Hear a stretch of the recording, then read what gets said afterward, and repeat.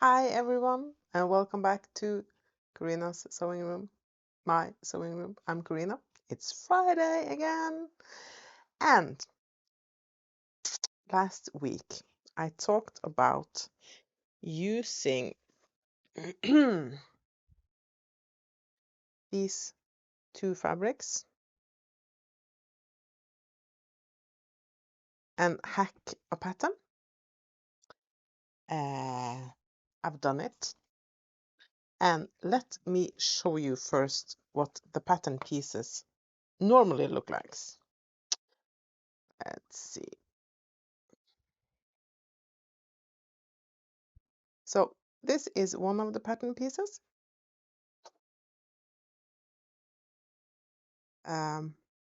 Sleeves attached. I have folded back the sleeve because I wanted the sleeve to end just around my elbow. So this is the pattern piece. Now I have hacked it. Let's see, this is the back. I've done a couple of hacks on this one.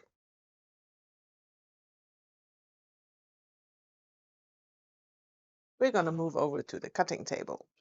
Yeah. So let's see. This is the back of the pattern. I have chosen the correct length, folded the pattern piece. So this is my length. I folded the sleeves. This is with a full sleeve. Well, one more pin there. This is the full sleeve of the pattern. So just to make it easy for me, I fold in what I don't need.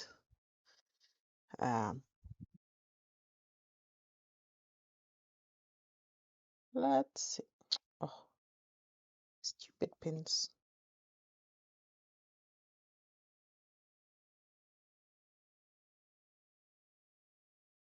So this is the pattern I started working on.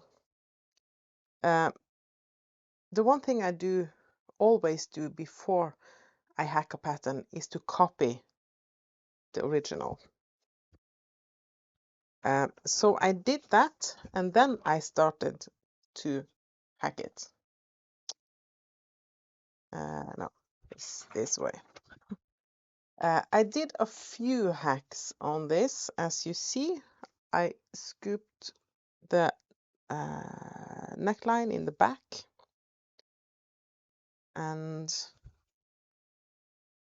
let's see, there is the sleeve. So now you can see what it looked like before I started hacking it, except this one though. I just use let's see.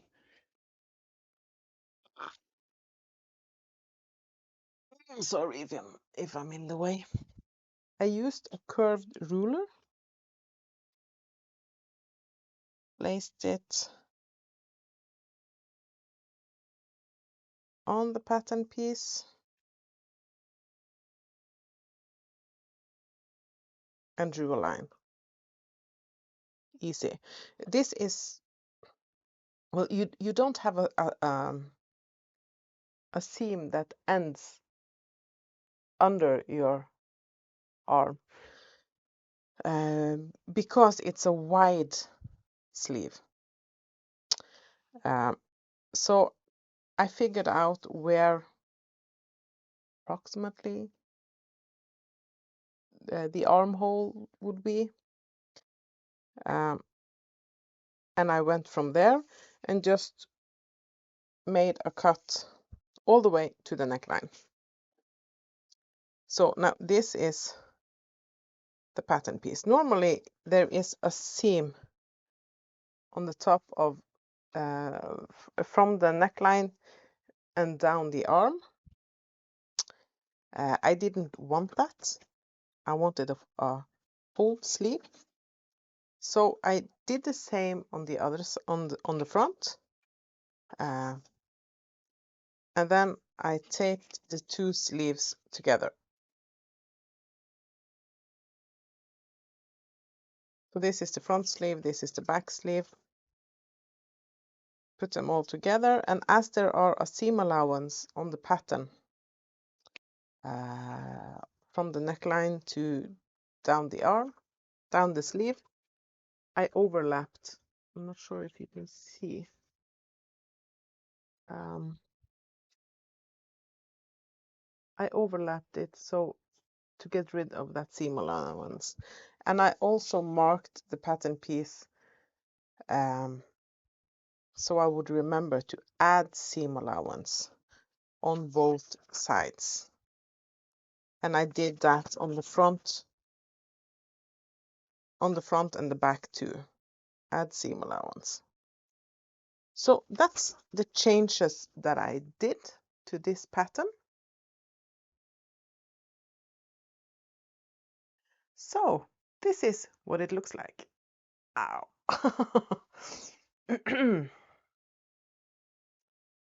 And the scoop I did on the back neckline looks like this. I could have gone further down because my bra doesn't start until here. So I could have gone a bit further down and a bit further out. But this is what it looks like, and I'm pretty happy with it. And I used the scalloped edge on the fabric. I did iron it, and it wants to curl up, but it's okay. I didn't have to hem it. So what else have I been doing this week? Well, not much, I can tell you that. But I did make some scrunchies. Just camera. Yeah. I did make a couple of scrunchies, and I love them. They don't look that good, but I'm not wearing them in my hair. You know, in the morning when you get up and you wash your face, you get the water in your cupped hands and you go like this, and the water runs down to the elbow. Not anymore. This is just an old, I'm looking for the word, towel. It's an old towel that I cut apart and made scrunchies of. Not beautiful, but damn, I like them. So that's one of the things I've done. I've made this, of course, and I have been playing around with my embroidery machine too.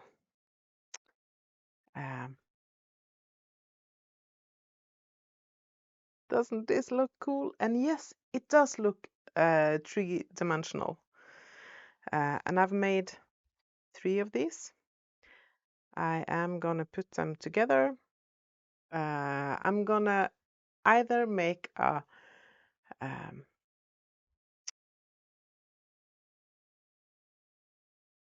wall hanging, or I am gonna make a table runner.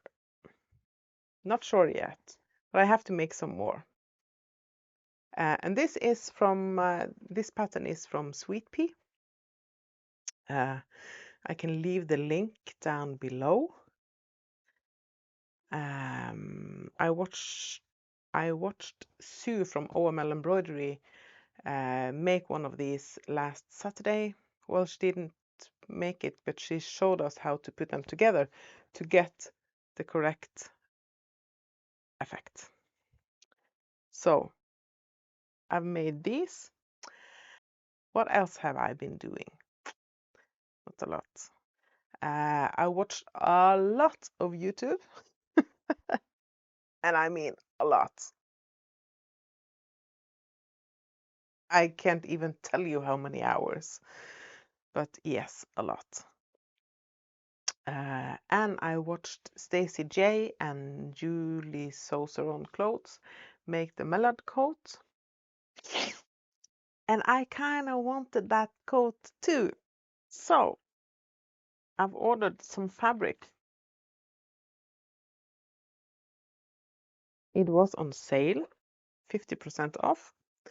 And this is, if there's any of you from Norway watching, this is from Stofflykke and it's Kåpestoff.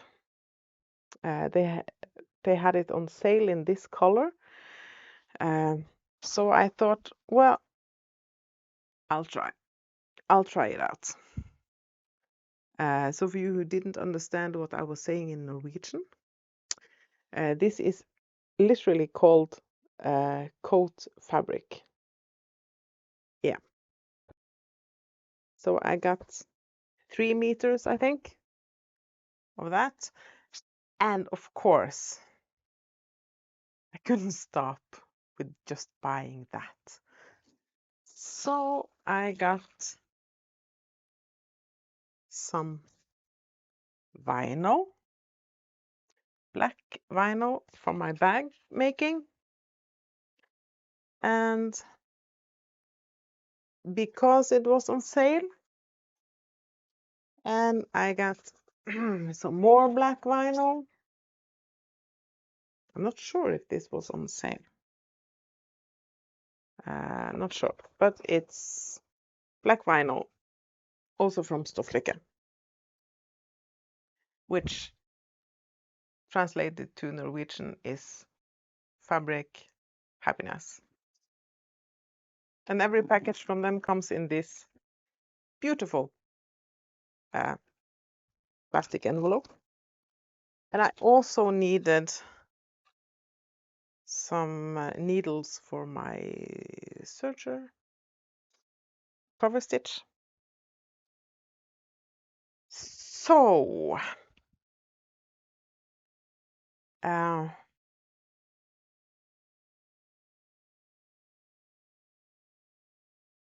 so I do have a couple of, well, it's a couple of bag making plans. This was one of the first backpacks I made for myself, and I cannot remember what it's called. And my mother-in-law saw this, and she wanted a backpack this size. But I'm gonna have to hack the heck out of this pattern because she didn't want that pocket in the front. This is a sling, and she wanted 2 straps like a normal backpack. And she wants a pocket in the front with a twist lock closure. And she wanted, I think, dark brown vinyl and some cork. And I'm so lucky that I have a wonderful friend in the United States that sent me cork. I got black cork. I got blue cork. I got coral. Yeah, looks like coral. And with fishes and with flowers. And now I can't remember if my mother-in-law wanted the one with the flowers or the one with the fishes. But I also want to make something for myself from the rest of this cork. I am working on... No, I'm not going to tell you yet because maybe it will fall through. So that's my sewing plan. I haven't done anything with that slippery sucker of a fabric that I showed you last week. The only thing I've made is this. And the reason I hacked the back like this was because I was watching Ruan, the Yorkshire Soul Girl, and she was wearing the Herman tee or Herman low back, scoop back, something tee. And she loved it. And I thought, well, it doesn't seem that difficult to hack a pattern. So I tried and I'm happy with the results. So I've been basically lying on the couch watching Ruan this week. I'll link her channel down below. Also Stacey J and Julie Soserman Clothes and OML Embroidery, because I've talked about them today. So I got the mallard coat pattern. I got the fabric. I do have lining in my stash, so that's no problem. I'm not sure when I'll be starting making the mallard coat. I need to get that backpack for my mother-in-law first, because I think she asked about it in October, November maybe. So I'm a bit behind on that one. So I hope to see you next Friday. And remember, no, you don't have to, but I will be really happy if you subscribe and like. Hope to see you next Friday. And now I'm heading over to YouTube to check out #FridaySews and watch all the other videos. So, bye! So I'm sitting here editing the video, and I suddenly remember that I promised some of you that I will teach you a Norwegian word. You know the saying, teach your kids how to sew and they will never have enough money to do drugs. That doesn't translate very well to Norwegian, because the Norwegian word for fabric is stoff. STOFF. And the Norwegian word for drugs is also stoff. STOFF. So it's the same word, but it's used both for fabric and for drugs. Yeah, it doesn't translate well into Norwegian. So my mom sometimes laughs at me and says, I know you have a drug, fabric addiction. And that's true. And it sounds kind of funny in Norwegian. So, hope to see you next week.